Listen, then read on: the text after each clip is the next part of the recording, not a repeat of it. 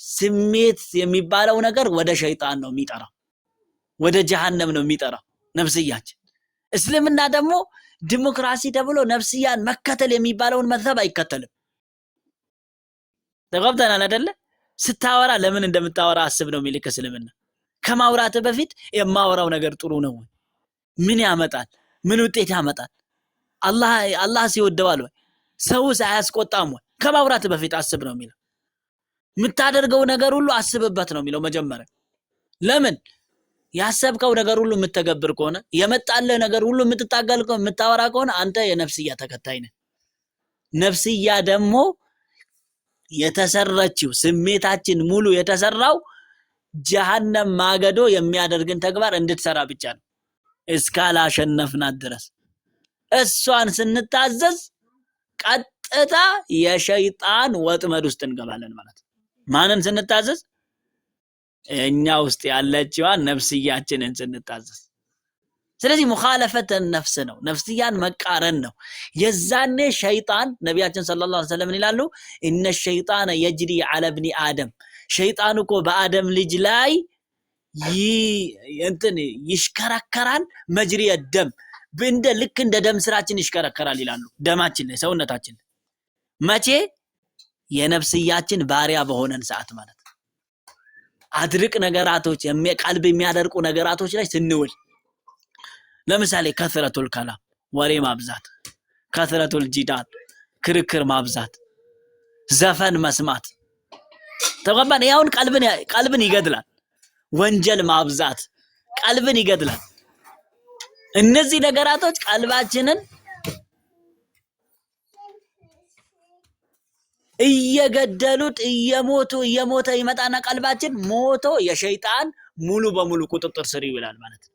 ስለዚህ በራሱ አላህን በሚፈሩ ሰዎች፣ አላህን በሚታዘዙ ሰዎች ጂን ተጽዕኖ መፍጠር ይችላል ወይ? አይችልም። ማድረግ ይችላል ወይ? አይችልም።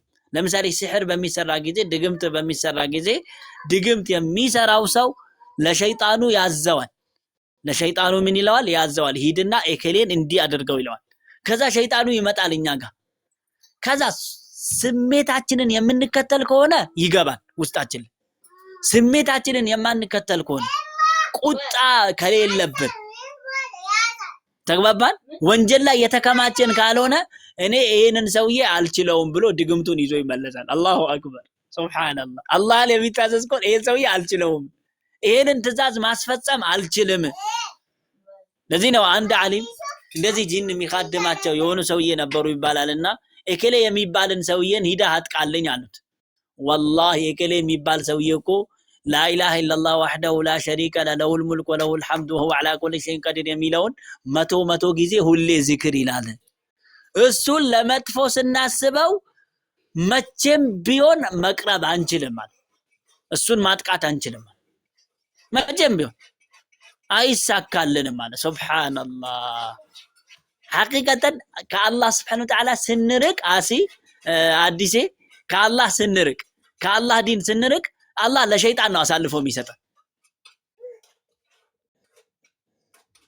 ሸይጣንን እንኳን አላህ እንዲህ ነው የሚለው ኢነሁ ለይሰ ለሁ ሱልጣኑን ዐለ الذين آمنوا፣ እነዛ ባመኑ ሰዎችና በጌታቸው በሚመኩ ሰዎች ላይ ስልጣን የለውም ይላል እኮ ለሸይጣን።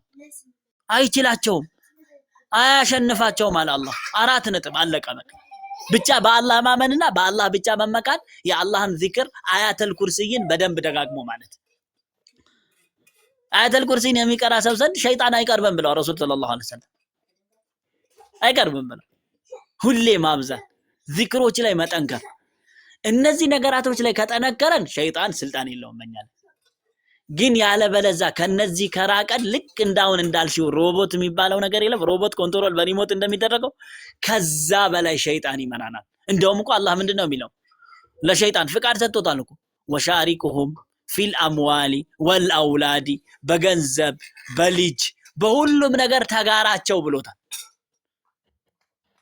ተጋራቸው ብሎታል። ለምሳሌ ምን በላውን እሱ ይበላል። ከአላህ ከራቀን፣ እስልምናን ከተወን፣ ዚክር ከተወን፣ ነፍስያችን ምን ታዘዝ ከሆነ፣ ዘፈኖችን ቀልብ የሚያደርቁ ነገራቶች ላይ ምናተኩር ከሆነ ሁሉም ነገር ላይ ተጋራቸው ብለን የሚበሉትን ብላ። ሐታ በባልና ሚስት መሃል ራሱ ይገባል ሸይጣን ይገባል። በባልና ሚስት መሃል አላህ ተጋራቸው ብሎታል። ለዚህ ነው ኢላ መን ተበዐከ ኢላ ዒባደከ ሚንሁሙል ሙኽለሲን ካንተ አላህን ጥርት አድርገው የሚገዙ ተውሂድ ላይ የጠነከሩ ሰዎች ግን አልችላቸውም፣ ሌሎቹን ሁሉ አጠማለሁ አለ ሸይጣን። አላሁ አክበር። ሸይጣን የማይችለው ተውሂድ ላይ ጠንከር ያለ ሽርክን የራቀ ቀልብ የሚያደርቅ ነገርን የራቀ ሰው ነው። ሐቂቀተን አሁን ለምሳሌ ክርክሮች በአቂዳ ዙሪያ ላይ የሚደረጉ ንትርኮችን ስታይ ይሄ ነገር ሰው ይመጥናል ወይ አቅምን ሐዲሱ الناس بقدر عقولهم ብለዋል አይደለ ረሱል ሰለላሁ ዐለይሂ ወሰለም። ሰዎችን በአእምሯቸው ልክ አናግሯቸው ነው ያሉት። የሰው ልጅ አቅም መጠናል ማውራት የሚችልበት መያዝ የሚችልበት ማይንዳችን ልክ እንደ ጉልበታችን አቅማል። የማይችለው ነገር ከሆነ ይበጠሳል። ስለዚህ አቂዳን የሰለፎችን መንሃጅ አጥብቀን ከያዘን አላህ Subhanahu Wa Ta'ala ያለውን ከታዘዘን ሸይጣን አበደን በእኛ ላይ ስልጣን የለውም። ነገር ግን ቀደም እንዳልሽው አዲሴ በቃ ኮንትሮል የሚያደርገን መቼ ነው? ልክ ስንወጣ አላህ ይተዋናል። ለዛ ለሸይጣኑ በራሳችን ወንጀል ማለት ነው። አላህ Subhanahu Wa Ta'ala እስልምናን እጠብቀዋለሁ ያለው ዲነል እስላምን ብቻ ነው። የኔና ያንቺን እስልምና ግን አላህ አይጠብቅም። እኛ ነን የምንጠብቀው እንዳናጣው፣ እኛ ነን የምንንከባከበው፣ እኛ ነን የምንሰራው። ተቆምተናል። በቃ ይሄ ነገር ለእስልምና ጥሩ አይደለም፣ ለቁርአን ጥሩ አይደለም፣ ከእስልምና ያርቀኛል ብለን እንተዋዋለን። የዛኔ እስልምናችን እንጠብቃለን። ነገር ግን ስሜታችን ያለንን ብቻ የምናደርግ ከሆነስ ቀልባችን የምናደርቅ ከሆነስ በቃ አለቀ። የሸይጣን ባሪያ የሆነን በዚህ መልኩ በቁጥጥር ስር ያወለናል ማለት ነው ኢብሊስ። የዛኔ ሙንከር ነገር የለም፣ መጥፎ ነገር የለም፣ ቀልባችን ይታተምብናል። ከዛ በኋላ ትልቅ ተራራ ለሚከብድ ወንጀልን የለም አዲስ ቀለል አድርገሽ ታጋለሽ። በቃ ለምን ቀልብሽ ታትሟል። ሰው የሚደነግጥለትን ወንጀል አው ይሄን ታካብዳላችሁ ትያለሽ። ቀልብሽ ድርቅ ስላለና ቀልብሽ ወንጀል ላይ እንትን ስለተከማቸ ማለት ነው።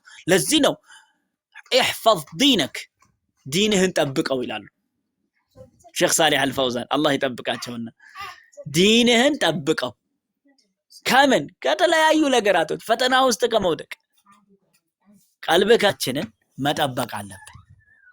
ቀልባችን ልክ በሐራም ነገር እስካልጠበቅነው ድረስ አላህን በሚል ነገር አላህ Subhanahu Wa Ta'ala በሚወደው ነገር ላይ ትኩረት አድርገን ዲናችን ላይ እስካልጠነከረን ድረስ ቀልባችን እየጠመመ ይመጣና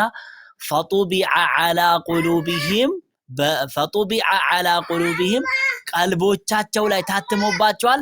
فهم لا يفقهون ይላል አይገነዘቡም ይላል። ሱብሃንአላህ ካዲዎችን እንኳን አላህ ሲገልጻቸው ምንድን ነው የሚለው? يعلمون ظاهرا من الحياة الدنيا ከዱንያ ህይወት ግልጹን ያውቃሉ።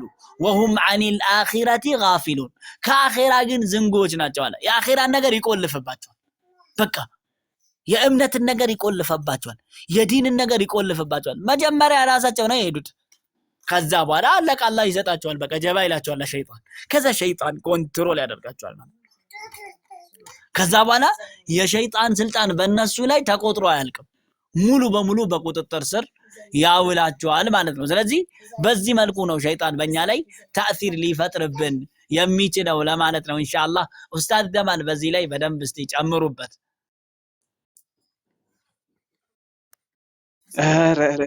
ኡስታዛችን ኡስታዝ ቡኻሪ ባረከላሁ ፊኩም ቅድም ወላሂ ልብን ዋጋ አረጉኝ። እንግዲህ እሱ ምንድነው አንዳንድ ሰዎች ላይ መባል የሌለበት አባባል አለ። እሱ ምንድነው በአክቶ ዲኑን አላህ ይጠብቀዋል። ኢና ነህኑ ነዘልነ ዚክራ ወኢና ለሁ ለሐፊዙን። ዚክር ምንድነው ኡስታዝ? ቁርአን ነው እንዴ? እኔ ቁርአን አወረድኩት እኔ እጠብቀዋለሁ። ኃላፊነቱን ወሰደ። ለምን? ለምሳሌ እንበልና በአዲስ የሚታወቁ ይበልጥ የሚታወቁ መጽሐፎች አሉ አይደል? ተውራት፣ እንጂል፣ ፉርቃን፣ ዘቡር። እነዚህ መጽሐፍት ከዛ በፊት ለነበሩ ለአይሁዶች ለበኒ እስራኤሎች ኃላፊነት ሰጥቷቸው ነበር፣ ግን አልጠበቁትም፣ በረዙት። በዚህም የተነሳ እንግዲያውስ የቁርአን ኃላፊነት እኔ ወስዳለሁኝ። ለምን ከቁርአን በፊት የነበሩ መጽሐፍት እንደተበረዙ እንዳይበረዝ። ታዲያ አሁን አላህ ሱብሓነሁ ወተዓላ ቁርአን የጠበቀው ነው? አሁን በማን አማካኝነት? በእኛ አማካኝነት። እንዴት 30 ጁዝ ይተሐፈዛል አይደል? አላህ ቃሉን ጠብቋል ማለት ነው። ተአምር ነው ይሄ። ህንድ ሀገር ምንድነው የሆነው? አንድ አካባቢ ላይ ያሉ ቁርአኖች ሙሉ በሙሉ በጥናት መሰረት ጥናት ተደርጎ ተሰብስቦ አንድ ቦታ ላይ ተሰብስቦ ማለት ሊቃጠል ነበር። ከዛ በኋላስ ከመካከላቸው አንድ ሰው ምን ያደርጋችሁ ነው? ቁርአን ልናቃጥል ነው እንዴ? አዎ። ቁርአኑን ከማቃጠላችሁ በፊት ሀገሪቱ ላይ ያሉ ሐፊዞቹን መርጣችሁ ግደሏቸው። ልብ በሉ። ለምን? እነዚህ ሰዎች ቁርአን እኮ ሐፍዞታል፣ በቃላቸው ይዞታል። ሙስሐፍን ወይም ቁርአን እንትኑ ወረቀቱን ቢታቃጥሉ በሰዎች ልብ ስለተቀመጠ ዝም ብላችሁ ጥላቻና ጊዜ ማብጀት ነው። ጊዜያችሁን አታባክኑ።